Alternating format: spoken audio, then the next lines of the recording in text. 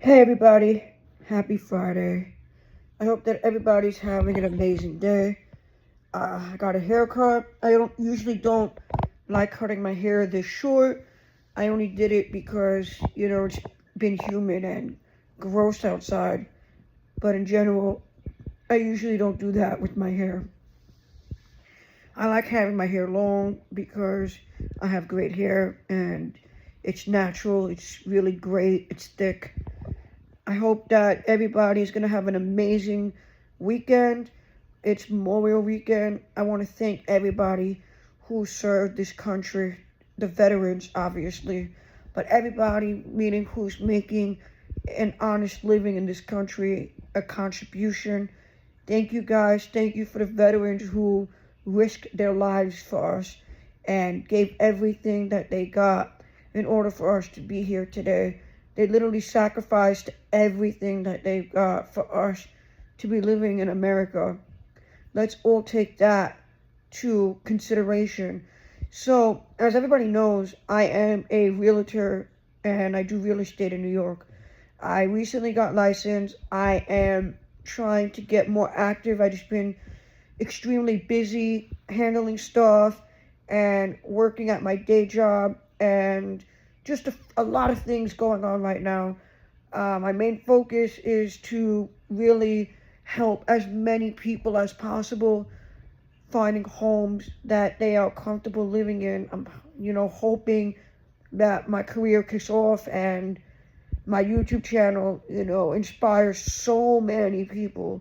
And my podcast, I just haven't really been doing much because I've just been super busy just focusing on many different things, which is not great. Multitasking is not always the best way to go about certain situations. So I just wanted to share a story and then I want to get everybody's feedback on, this situation. So 2 years ago, I moved out of my mom's house and I always knew that it was time for me to move, regardless of what the situation was. I needed to really go out into the real world. Well, I don't really know if where I live is in the real world, but I definitely work and try to make ends meet by providing for myself and putting food on the table, and I got a roof over my head, right? So, as a person that has severe ADHD and is always on the go, is always hyper, and he's active, he's working, he's doing this, he's doing that, I have a very unique lifestyle, okay? So, I thought it would be best that I take my talents outside my mom's house, 2 years ago. Because really, a lot of men, they move out at 18, right? I was 28 when I moved out, but let's be fair, COVID was crazy, right? I spent a lot of my years, at home because COVID was serious. So at the end of the day, I wasn't really working at the time when I moved out, but I knew, that I would 100% get a job with the post office, and little did you know, I did get that job. And till today, I'm still there, and I am really not happy with so many different choices that I made. However, I don't regret any of the choices that I made. I feel like within the last 2 years, I have really grown a lot to the point where I'm now ready to move on to the next level of my life. Probably didn't make a good career choice. I probably should have stayed in barbering school. And listen, when you have to get out of your parents' house, you're going to do anything that you have to do to get to the next level. I put myself in a lot of debt to where I am right now. However, I'm paying that off. It's not as bad as it was when I first moved in here. And, the post office, they don't pay you much. It's like literally not even worth it to work there anymore. It's a disgrace because we literally are essential workers. We deliver mail, we sort out mail, we do everything to ensure that the public gets their mail in a timely and safety manner. So I kind of feel like it's disrespectful for the post office not to be paying their employees top dollar. What I mean top dollar is literally like 150,000 and more. We are needed, and we need to live in a safe environment. This is New York City. It's expensive out here. Everything is expensive. From a Metro card, from buying a slice of pizza, from even, going out with a girl on a date. Everything out here is expensive. Fixing your teeth. Anything that you may or may not want to do is expensive out here. Rent, moving costs. I could go on and on and on. And I'm very grateful that I'm in a situation where I have a lot of different opportunities that a lot of people of color do not have. It's really, really a shame that they don't have what I have, even though I may be in a similar situation to somebody like that, and they're not talking about it. It's a real problem in New York City. It's a real problem out here that there is not an equality crisis, but an equity crisis, and I will get to that in a few. Even people that do have money, they're not, just because somebody's rich, that don't mean that their life is easy and that everything is, put together like a puzzle. It's not true. I know plenty of people that are extremely wealthy and their life is a mess. I know people that are extremely wealthy and lost a lot of money.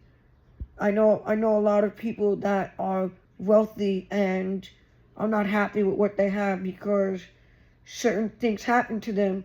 That's why they're not happy. I know a lot of people that are not with their families anymore that are wealthy, like the family split up. Shit happens. We have to use money as a tool. Money is not the root of all evil. That's people. Okay? Money's here so we can use it as tools. We need money to live and survive so we can live a better life. As everybody knows, the economy is trash. The economy is garbage. There's nothing out there that's going to prove that it's on its way of becoming better. I knew that when Trump was going to be president, he wasn't going to automatically come and fix the economy. And I don't, that was never really his intentions because the system is already broken. In order for anything to get done, we're going to have to work together and strategize and come up with solutions on our own. Breaking communities apart is not going to help this problem. Okay? We have to learn how to utilize what we have, even if it's nothing, because so many people don't have anything to work with and they still make it happen at some point. Sometimes you don't plan, to get divorced. You don't plan on having your house in foreclosure or having a tax lien and then you owe all that money to Uncle Sam, or you get your car booted. Nobody plans for these things. Okay? Now, I have to be out of my apartment by next Friday because I had a very horrible experience last week and I was extremely hurt about it. I'm not going to be, silent about it on my YouTube channel. I'm not going to, pretend that I'm not hurt about it.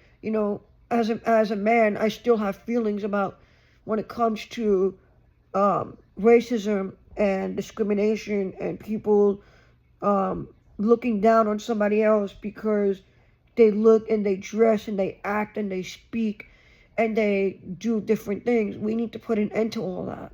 We have to. We're in 2025. If we're not going to be able to put an end to all of that old school mentality, we're never going to be able to expand our minds and grow as a society as a whole. That's why I take people, with disabilities, veterans, people of color. I don't even know why they say people of color. To me, we're all really, you know, we all bleed and die the same. Why can't people respect themselves before they respect somebody else? We literally have to survive out here, and people are making it difficult. They're making it more challenging for no reason. So this is what happened. Last week I got a call. I'm not going to name any names. I'm not going to get into any specific details, but I got a call. My landlord last week was telling other landlords not to rent an apartment to me because I smoke pot and I hang around black people. And when I heard that, I have to tell you, from anger, from 1 to a 10, I was probably about like a 35. I was really upset to hear somebody speak about me in such a negative way. Well, I don't think it's negative, if you hang around black people and you smoke pot. That's your own personal business. What got me upset is that I got denied 2 apartments. And I really believe that people need to be really careful what they're saying. That's my private and personal information. Nobody has the right to know anything about me in that way. No, I don't smoke weed. I work for the United States government on a federal level. Okay? That's part of the Congress, the United States Postal Service. We are not allowed to smoke on or off the job, period. I don't care what anybody says. Oh, you only work for the post office. The job is a joke. I don't care what anybody says. I already understand about this situation, okay? So, I really got upset. I would say I kind of let my emotions get to me. What I think, I should have done something differently, but I'm going to tell you what I did. I have mold in my apartment, and I reported it to New York City, and they are coming next week, and I don't know, the city called my landlord, he found out, now he wants me out by the 1st, which is fine, because I planned on leaving anyways. He did say that he was going to give me my security deposit back, but that's before, the city called him. So I'm really hoping that he does do the right thing and give me back my money, because there are so many people like him that are taking advantage of vulnerable, good tenants that pay every single month on time. Guys, I usually don't take tenants' sides because tenants leave the apartment a mess. They don't pay on time. They think that living for free is the answer. And then, once the landlord gets really upset, they try to get evicted. This is not the case here. This is the case of literally a landlord being a dick. And I'm not, I don't care that I'm using, these words, going around telling other people my personal business. I will never, ever tell any of my clients or anyone that I'm doing business with that that's okay. Report that to the Division of Human Rights. Report that to Housing Urban Development, HPD. Report that to Housing Preservation, whatever you want, all 311. Report it, because at the end of the day, if you're paying rent and you got bread, and because I'm stacking up my bread right now. Look, it's really expensive out there. Okay, like I already said, rent is crazy. Everything is crazy. That doesn't give you a reason to stay if you're not happy and the lease is up. Even if you want to break the lease, if you have the money, I would say leave. So for me, I don't actually have the money to, go to a new place and, spend $6,000. But at the end of the day, I make things work. Okay, because I don't have a great job and I do real estate. So I understand I have to be out by the 1st, and it's a little bit more complex. So I was really upset, and this has really bothered me for most of the week, but at the end of the day, I didn't let it break me. I was just really disappointed that there are so many assholes out there, just talking a whole bunch of shit about me.